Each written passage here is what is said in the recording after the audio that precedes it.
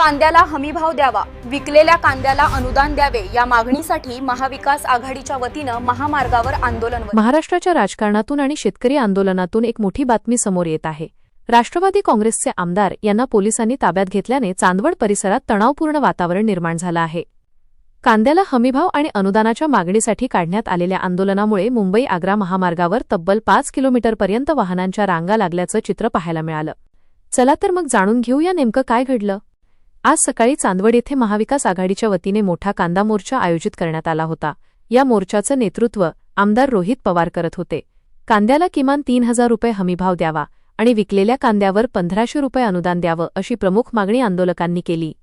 सकाळी 10 वाजल्यापासून मोर्चाला सुरुवात झाली आणि 11च्या सुमारास सभा पार पडली. मात्र आंदोलनासाठी मोठ्या प्रमाणात शेतकरी आणि कार्यकर्ते जमा झाल्याने मुंबई-आग्रा महामार्गावरील वाहतूक पूर्णपणे ठप्प झाली. महामार्गाच्या दोन्ही बाजूंना 4 ते 5 किलोमीटरपर्यंत वाहनांच्या लांबच लांब रांगा लागल्याचं पाहायला मिळालं.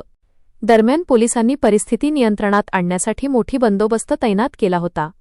सभा संपल्यानंतर काही आंदोलकांनी वाहनांची हवा काढण्याचा प्रयत्न केल्याचं सांगितलं जात आहे.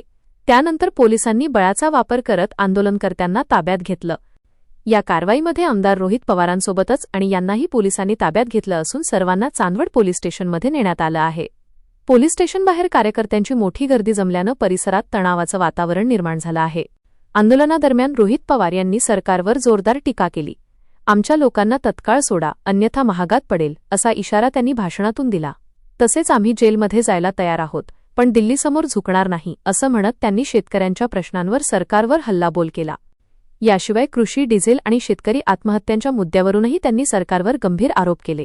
आंदोलनाला येण्यापूर्वी त्यांनी बागलाण तालुक्यातील आत्महत्याग्रस्त शेतकऱ्याच्या कुटुंबाची भेट घेत सांत्वनही केलं.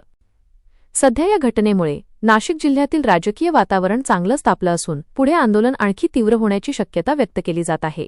या प्रकरणावर तुमचं मत काय? शेतकऱ्यांच्या मागण्या योग्य आहेत का? कॉमेंट करून नक्की सांगा. आणि अशाच मोठ्या राजकीय व ब्रेकिंग बातम्यांसाठी आमच्या चॅनलला सबस्क्राईब करा, व्हिडिओला लाईक करा आणि बेल आयकॉन दाबायला विसरू नका. धन्यवाद.